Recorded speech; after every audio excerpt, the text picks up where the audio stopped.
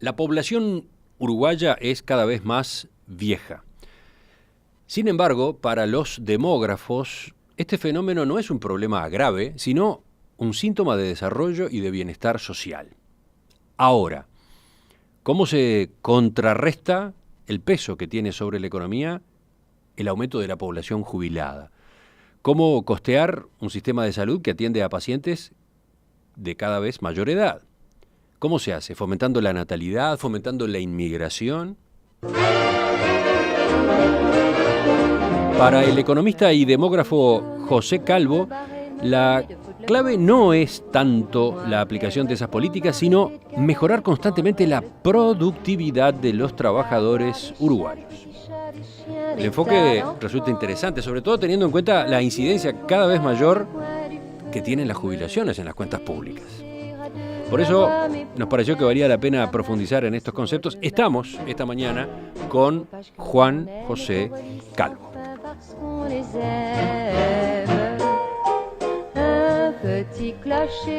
Calvo, buen día, gracias por acompañarnos. Buenos días, muchas gracias por la invitación, Cotelo. Yo lo presenté como economista especializado en demografía.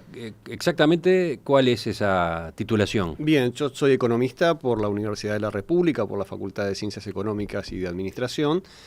Tengo especialización en demografía económica, una realizada con el Centro Latinoamericano de Demografía, que nos brinda a los demógrafos en América Latina la capacitación formal en los métodos cuantitativos de la demografía, y mi posgrado en demografía económica en el Instituto de Estudios Políticos de París. Sí, es toda una autoridad en Uruguay en esta materia. Más de una vez hemos conversado con él y sobre todo más de una vez lo hemos citado, o lo han citado, por ejemplo, en las tertulias. Calvo desarrolla investigación y docencia en la Universidad de la República desde el año 1989 y es representante del Fondo de Población de Naciones Unidas en Uruguay y Argentina. Sí. Ahí ha estado varias veces. Sí, es así. Bueno. Desarrollo en ambos márgenes del Río de la Plata mi trabajo. Enmarquemos esta discusión que yo presentaba recién. La semana pasada fueron divulgados los resultados de la Encuesta Nacional de Comportamientos Reproductivos. ¿Qué conclusiones principales sacó usted?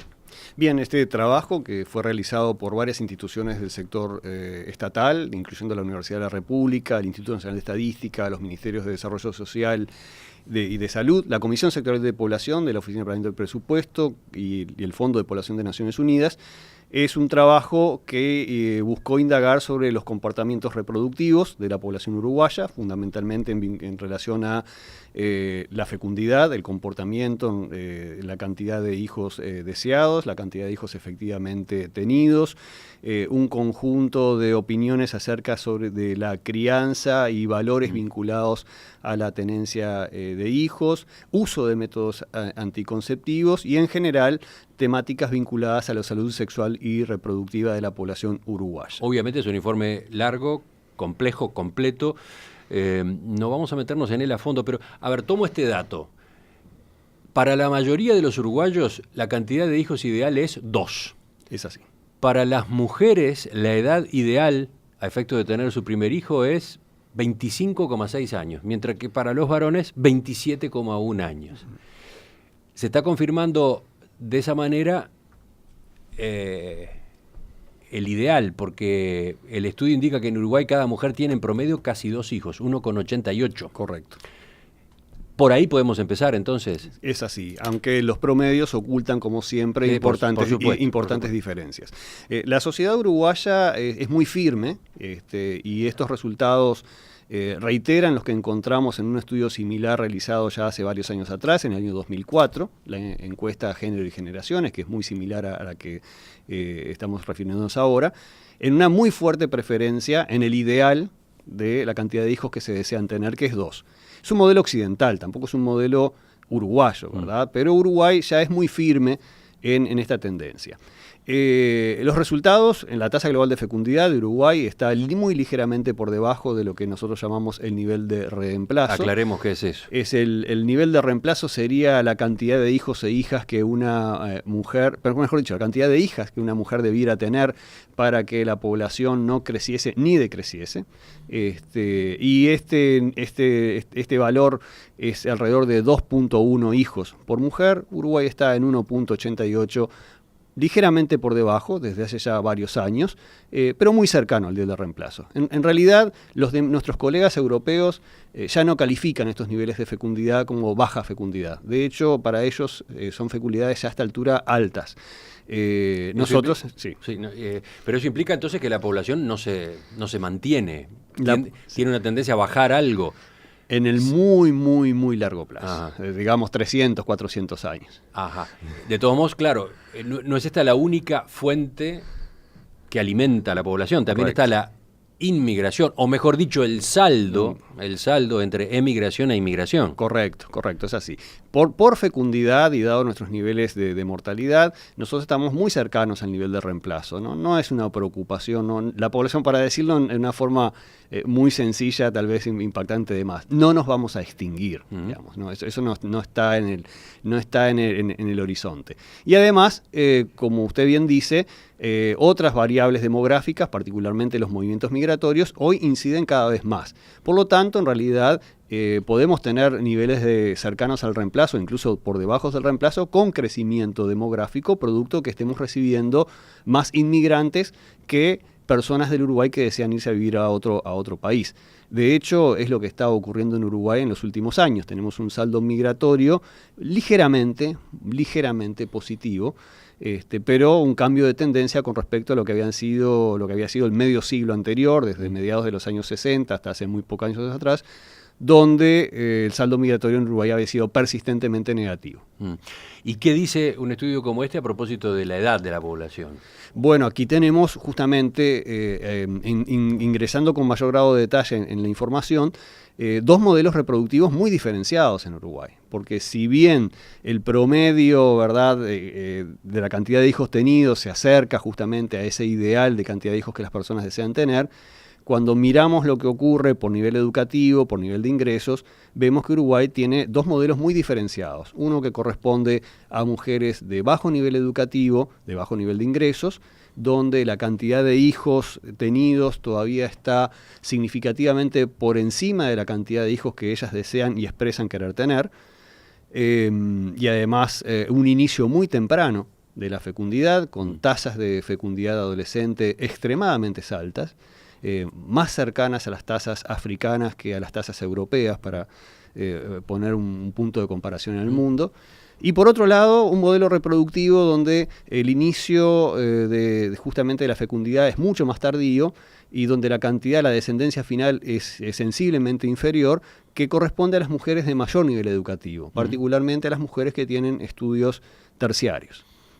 Es un muy claro síntoma de la fragmentación social del Uruguay, porque estos diferenciales de fecundidad operan más allá de las intenciones de las mujeres. Cuando nosotros miramos lo que expresan, que desean que ocurra, esto no coincide con lo que efectivamente sucede, de verdad. Entonces, ese es un campo realmente bastante fértil para la implementación de políticas públicas. Ya vamos a volver a ese tema en particular. Y para terminar esta parte de la introducción, ¿qué pasa con el envejecimiento de la población? Bien, la sociedad uruguaya, que es muy peculiar en el contexto de América Latina y el Caribe, porque procesó muy tempranamente su transición demográfica, es decir, descendió la fecundidad, descendió la natalidad y la mortalidad muy tempranamente, casi en simultáneo con algunos países europeos, casi en simultáneo con España e Italia, lo cual no es para nada sorprendente. Trajo como consecuencia, por un lado, una tasa de crecimiento demográfico pequeña, y por otro lado, un cambio en la estructura por edades de la población. Nosotros envejecimos muy tempranamente nuestra estructura. Hacia los años 50 del siglo pasado ya teníamos una estructura que presentaba síntomas de envejecimiento. El censo de 1963 ya nos calificaba de país envejecido, en función de la cantidad de personas que teníamos con 65 y más años de edad. Y este proceso se viene profundizando y continuará ahora a mucha mayor velocidad que lo que hemos observado en las pasadas décadas. ¿Por qué continuará? ¿Por los avances en la medicina, por ejemplo? Continuará porque nuestra fecundidad es baja, porque nuestra esperanza de vida continúa ganando sobre la mortalidad, y porque además ya nuestra estructura por edades hace que cada vez tengamos menos personas en edad de tener hijos. Por lo tanto, eso está contribuyendo también ahora fuertemente al envejecimiento de la estructura. Ustedes, los demógrafos, no ven problemas en en este panorama que está pintando? El envejecimiento es una muy buena noticia. Es una muy buena noticia. ¿Puede explicarlo? A ver. Con todo cariño dirigido a los encargados de las jubilaciones y pensiones.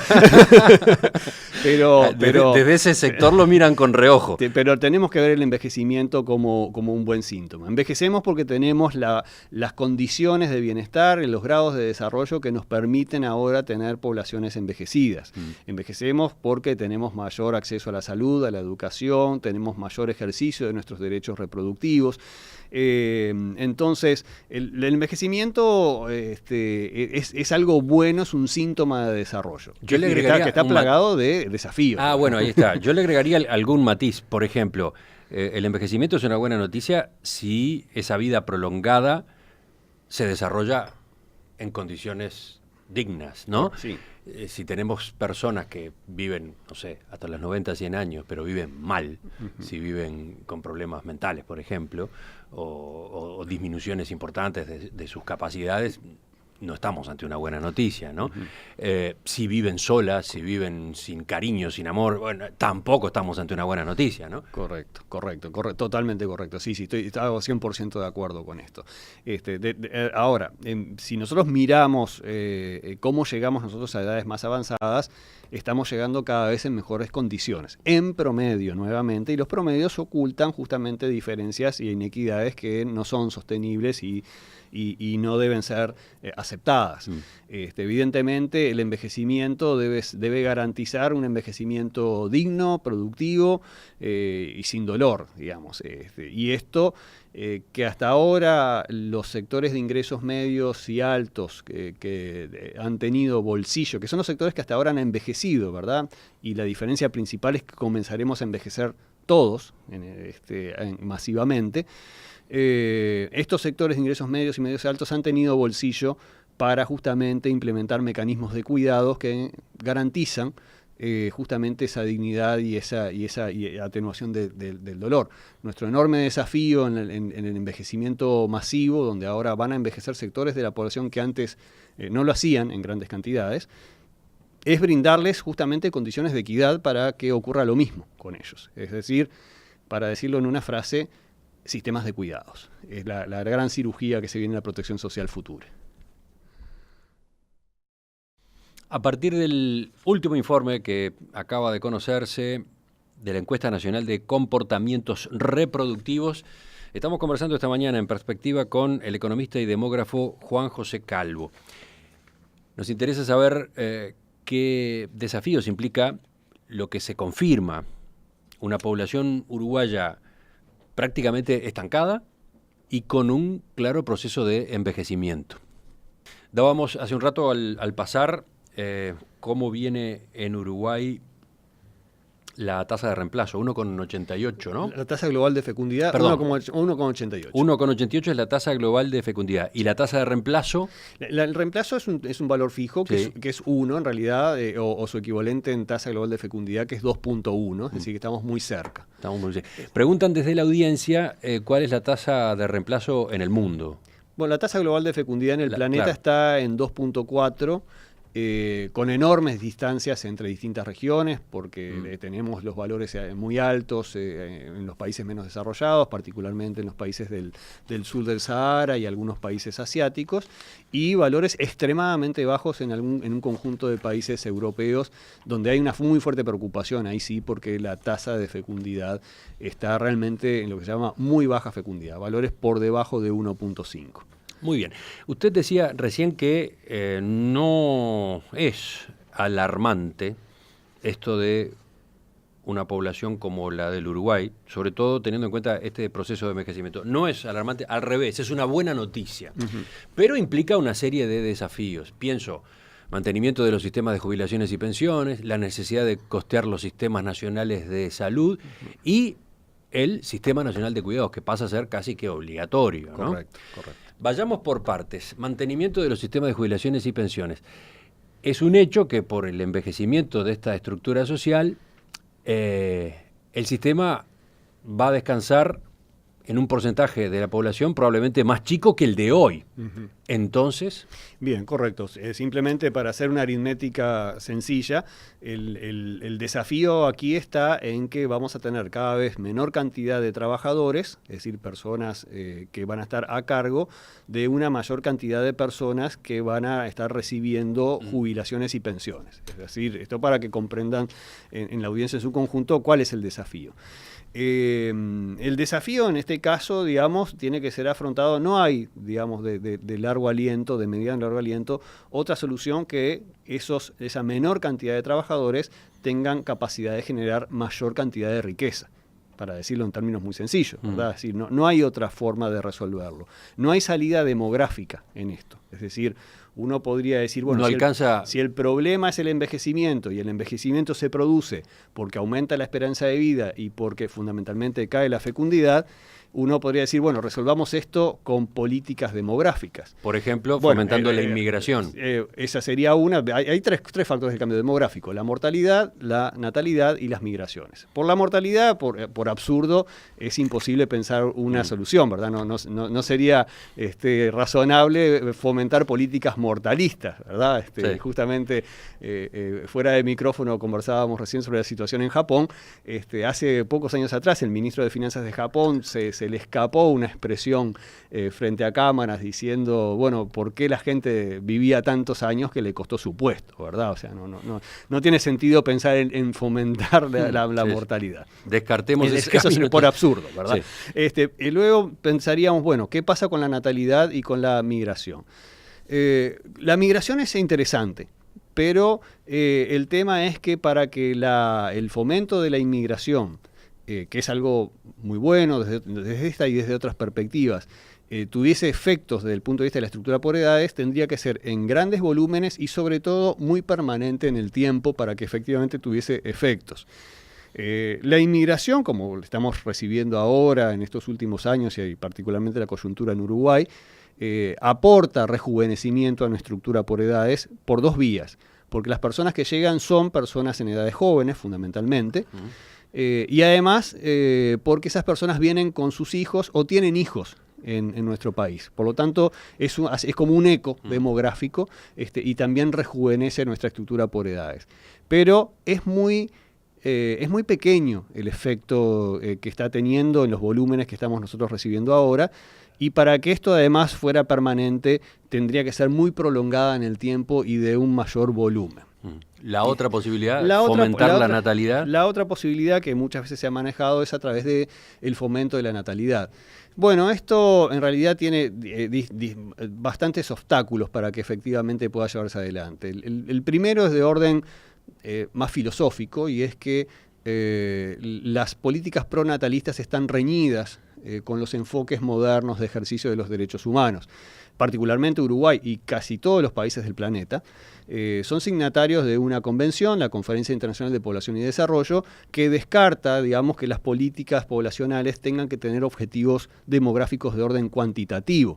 Es decir, ya no se busca que la tasa de fecundidad sea de tal o cual número, sino que el objetivo es que las personas tengan el número de hijos que desean tener en el momento en que deseen tenerlos y con las condiciones adecuadas de crianza. Esto sea 0 hijos o 23 hijos, ¿verdad? O sea que desde una perspectiva más conceptual, las políticas natalistas hoy están bastante reñidas con enfoques modernos de los derechos humanos. Pero además de eso, si eso no es un argumento convincente, el argumento es que estas políticas, cuando se han intentado llevar adelante, han resultado muy poco efectivas. No se obtienen, digamos, resultados efectivamente, digamos, son muy marginales los resultados que se han logrado en aquellos países o experiencias que han buscado incrementar la natalidad como un objetivo en sí mismo. Sin embargo, se lo sigue intentando, ¿no? Acá mismo, en nuestro país, se presentó desde el Partido Nacional, la senadora Verónica Alonso presentó una propuesta justamente en esta dirección. Por ejemplo, otorgar a partir de 2013 una bonificación de 10% en la jubilación, tanto para la madre como para el padre de aquellas familias que tuvieran su tercer hijo, un beneficio de 10% adicional para aquellas que tuvieran su cuarto hijo, etcétera, etcétera, ¿no? Esto desde hace poco tiempo. Sí, a veces las medidas estrictamente, pero en primer lugar, yo le doy la bienvenida a toda la preocupación del sistema político a las cuestiones demográficas, y por suerte el actual sistema político le presta mucho más atención a estos temas a lo que históricamente le prestó en el pasado. Luego, muchas de estas medidas, en definitiva, pueden ser bienvenidas y deseables, aunque no necesariamente por el objetivo de incrementar la natalidad, sino tal vez por el brindar mejores condiciones de crianza a quienes desean tener hijos, y por lo tanto deben ser estudiadas y, como toda medida de política pública, evaluados los costos y beneficios de la misma. Y yo creo que varias de estas medidas son realmente bien interesantes. De todos modos, por ahí no está la solución. Lo que muestra la evidencia es que eso luego efectivamente no mueve la natalidad. Lo que mejora son las condiciones de crianza, efectivamente, pero no logra mover el parámetro demográfico significativamente, ¿verdad?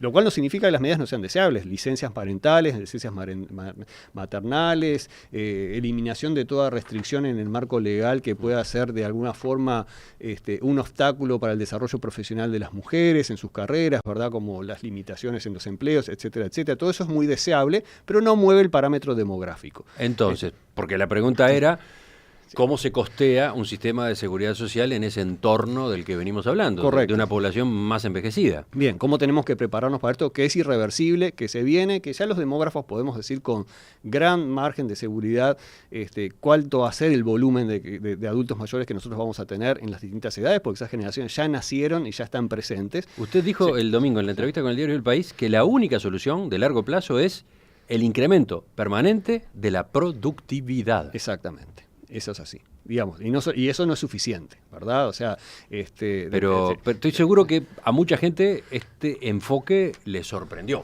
Capaz que no estaban pensando en esta dirección.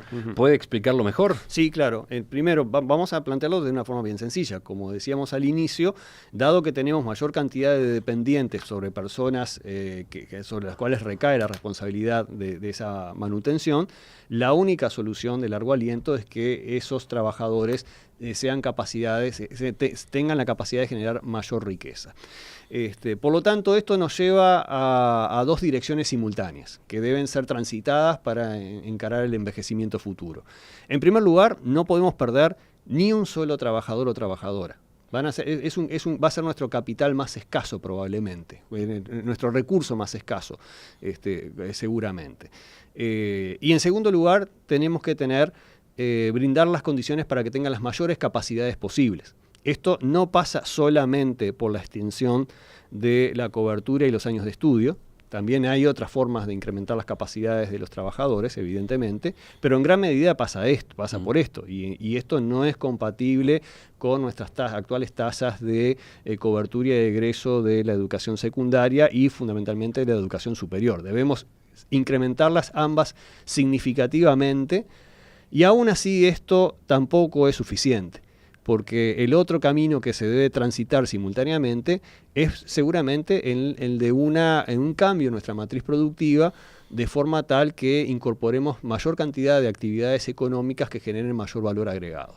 Déjeme interrumpirlo porque usted mencionó dos puntos, y el primero era no perder un solo trabajador. ¿Qué quiere decir en términos prácticos esto? Esto significa en términos prácticos que todas las personas que están en edad de trabajar deben estar incorporadas activamente a ese mercado. Y hoy nosotros todavía tenemos márgenes importantes de incorporación de personas en esto, particularmente en la población femenina y también en la población joven, aunque este campo siempre es un poco más espinoso porque está el trade-off entre la necesidad de que las personas dediquen mayor cantidad de tiempo a su capacitación, a la extensión de su educación, y por lo tanto esto rezaga su ingreso al mercado de trabajo, y la necesidad de incorporar trabajadores simultáneamente. Pero entonces, lo que es importante es que nosotros no tengamos desafiliaciones importantes del sistema educativo e inserciones débiles en el mercado de trabajo. Esto sea por directamente no ser parte de la población económicamente activa o integrarse en actividades informales o de muy baja productividad. El aumento de la productividad es la clave. Sí. Ahora, ¿cómo se logra eso? Bien. Se lo pregunto porque una forma de mejorar la productividad es la automatización. De esa se está hablando con cada vez mayor insistencia. La robotización se viene. Correcto, y eso es otro enorme desafío, ¿verdad? No lo estaba mencionando en este Sí, contexto. sí.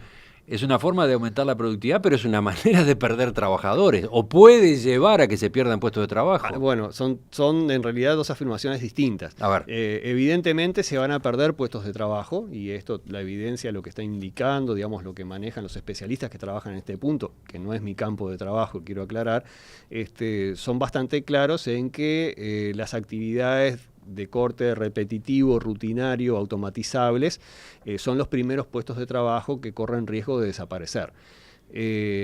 Pero simultáneamente se generan otros puestos de trabajo, pero que tienen otros niveles de capacitación requeridos. Justamente ese es el mundo en que se nos viene, y ese es el mundo en que hay que prepararse con muchas décadas de antelación. Evidentemente, una fuerza de trabajo con bajo nivel educativo, bajo nivel de capacitación, comparativamente con otra fuerza de trabajo, va a llevar todas las de perder. O sea, esto es país a país, economía a economía. Y eso es una pérdida. Y dentro de una economía, ¿verdad? Y eso, si pasa, es una pérdida no solo para esas personas, es una pérdida para el país y para el sistema incluso, ¿no? Por supuesto, en esto estamos todos en un mismo barco. Esas personas que se queden sin trabajo por la automatización son personas que van a requerir algún tipo de seguro de desempleo, apoyo del Estado, etcétera. Son personas que van a dejar de contribuir, por ejemplo, al sistema de seguridad social. Correctísimo. Y esos son los escenarios con nubarrones importantes, ¿verdad? Es decir, ¿dónde tenemos nosotros tal vez ciertas alarmas? ¿Cuáles son los lugares donde tenemos que estar empezando a prestar mucha atención en el vínculo demografía-economía en Uruguay? En la gran cantidad de personas que no están adquiriendo las capacidades para la economía futura. Ese es un punto central, esencial, digamos. Esto trasciende totalmente y tiene que ser visto muy por encima del debate educativo y de las cuestiones político-partidarias de coyuntura. En esto le va la supervivencia al Uruguay como país, en tanto país que quiere proyectarse como un país desarrollado, ¿verdad? O sea, no es compatible una demografía como la que se nos viene con niveles bajos de cobertura y egreso de educación y generación de capacidades, salvo que nosotros nos deslicemos a los sectores de países con menor grado de desarrollo, por supuesto. Para terminar este capítulo, vuelvo sobre la idea esta en la que usted ha insistido. La solución de fondo, la solución de largo plazo para el financiamiento del sistema de seguridad social en una población crecientemente envejecida es el aumento de la productividad, el aumento permanente de la productividad del trabajo. Sí. O sea, le vamos a pedir a los activos que trabajen más y mejor. Sí. Sí, no hay otra solución. No hay otra solución, no existe la solución demográfica y no existe el maná que cae del cielo. Hay que prepararse entonces para eso. La única forma es generar mayor riqueza con menor cantidad de personas en condiciones de generarla. ¿Y el aumento de la edad jubilatoria? Bueno, es un tema bien espinoso, es un tema bien complejo. Es un tema que, si lo vamos a desarrollar, me gustaría que pudiésemos hacerlo sin atajos, ¿verdad? Para que no salgan conclusiones apresuradas. Pero este es un tema que posiblemente en algún momento tiene que estar puesto arriba de la mesa. Y antes de ponerlo, primero una afirmación que brinde cierta tranquilidad y seguridad. El sistema de la seguridad social en Uruguay está auditado externamente. Los sistemas, proyecciones y supuestos han sido auditados externamente por los expertos del Departamento de Asuntos Económicos y Sociales de Naciones Unidas en Nueva York, con los mejores demógrafos que se cuentan en el sistema de Naciones Unidas para hacer esto.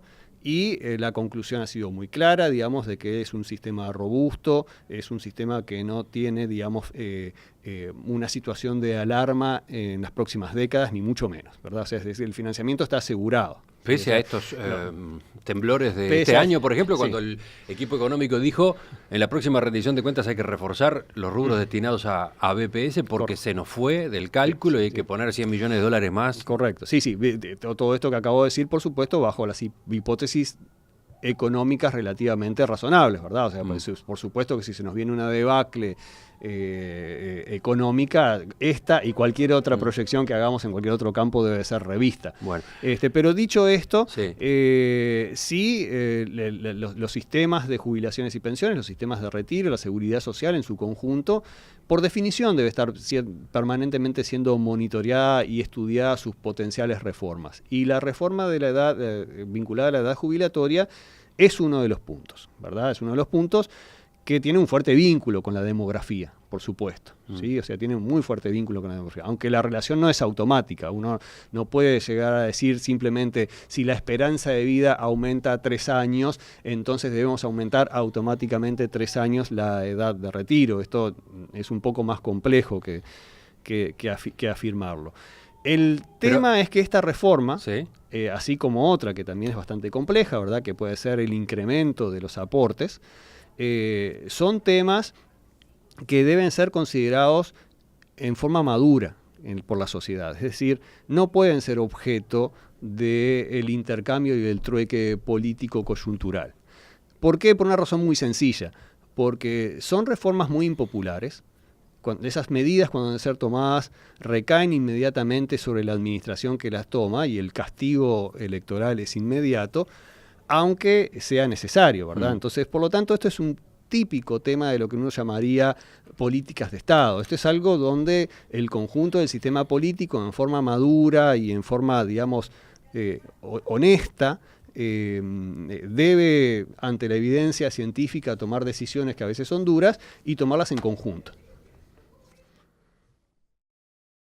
Para terminar de repasar, abuelo de pájaro, por supuesto, los desafíos que implica esta población que tenemos en Uruguay, una población que va a estar estancada, pero progresivamente envejecida. Teníamos que ver, aparte del sistema de seguridad social, 2 capítulos más: los sistemas de salud y los sistemas de cuidados. Desde el punto de vista de las consecuencias económicas, esos son los 3 grandes sistemas que provocan en los cuales el envejecimiento provoca presión, ¿verdad? El financiamiento del sistema de jubilaciones y pensiones, el financiamiento del sistema de salud. ¿Y por qué? Porque el gasto en salud se incrementa muy fuertemente a medida que la edad se vuelve mayor. Es decir, para decirlo en forma más sencilla, el grueso del gasto en salud se concentra en los últimos años de vida de las personas. Y en la medida en que la población envejece, la presión es bien importante. ¿Cómo financiar esto? Bueno, nuevamente, la primera respuesta es exactamente la misma que para el tema anterior. Tenemos que tener la capacidad de generar mayor riqueza con menor cantidad de trabajadores, con menor cantidad de personas en edad de trabajar. Pero hay otro punto particularmente que apuntala mucho la disminución del potencial costo en salud, y es el llevar vidas saludables, es decir, pasar de una perspectiva de la salud de corte asistencialista a un sistema de salud que se basa en la prevención y en prepararnos para nuestra vejez desde el momento en que nacemos. Esto puede sonar un poco curioso, pero justamente lo que nosotros tenemos que lograr es que, además de la esperanza de vida, como usted mencionaba al inicio de la entrevista, lo que tenemos que mejorar es la esperanza de vida en buena salud. Exactamente, es decir, no es cuestión de llegar a los 90 o a los 100 de cualquier forma. Exactamente, sí. Y para eso el sistema de salud, el enfoque del sistema de salud es importante. Totalmente, digamos. Y para procesar reformas como la que está procesando el Uruguay, de un sistema que pasa de la prevención, de la asistencia a la prevención. ¿Y en cuanto al sistema de cuidados? Bueno, la gran cirugía de los sistemas de la protección social en el mundo, sobre todo en el mundo que está envejeciendo. Esto ya han avanzado varios países europeos. Uruguay está siendo, como muchos otros campos, pionero en la región de América Latina y del Caribe con la implementación de un sistema nacional de cuidados. El mismo se dirige a 3 poblaciones: población infantil, población con discapacidades y adultos mayores que requieren atención. Claramente la demografía nos indica que este tercer factor va a ser el que va a incrementarse cada vez en mayor medida y seguramente en el futuro va a concentrar la mayor cantidad de esfuerzo y requerimiento. Es necesario hacerlo por cuestiones de equidad, porque ahora ya no envejecen solamente los sectores de ingresos medios y altos, que tenían bolsillos para enfrentar con dignidad el envejecimiento, sino que ahora lo van a hacer todos los sectores de la sociedad. No es una cirugía menor desde el punto de vista de la seguridad social. Y nuevamente, la respuesta para esto está engarzada con las dos anteriores. Primero, con la capacidad de generar mayor riqueza por parte de menor cantidad de trabajadores, y segundo, por procesar estilos de vida saludables que nos permitan disminuir las necesidades de atención a población que requiera cuidados en las edades más avanzadas. En Perspectiva, periodismo con vocación de servicio público. Juan José Calvo, economista y demógrafo, gracias por acompañarnos esta mañana para dejar planteado este tema, ¿no? Para dejarlo dibujado. Requiere más discusión, supongo, ¿no? Así espero. En realidad, muchas gracias, Emiliano, por la invitación al programa y por difundir los temas demográficos que en Uruguay no tienen muchas veces muchas oportunidades de ser expuestos. Son temas relevantes para todos nosotros, y es importante que los comunicadores le presten atención a esta temática. Por supuesto que lo vamos a retomar, por ejemplo, por el lado del gobierno, ¿no? ¿Qué se está haciendo en esta materia? Por ejemplo, concretamente en la Oficina de Planeamiento y Presupuesto. Algo ya apareció en algún reportaje previo, pero me interesa que vayamos más a fondo. Muchas gracias, Emiliano. Ya continuamos porque se viene la mesa de este miércoles.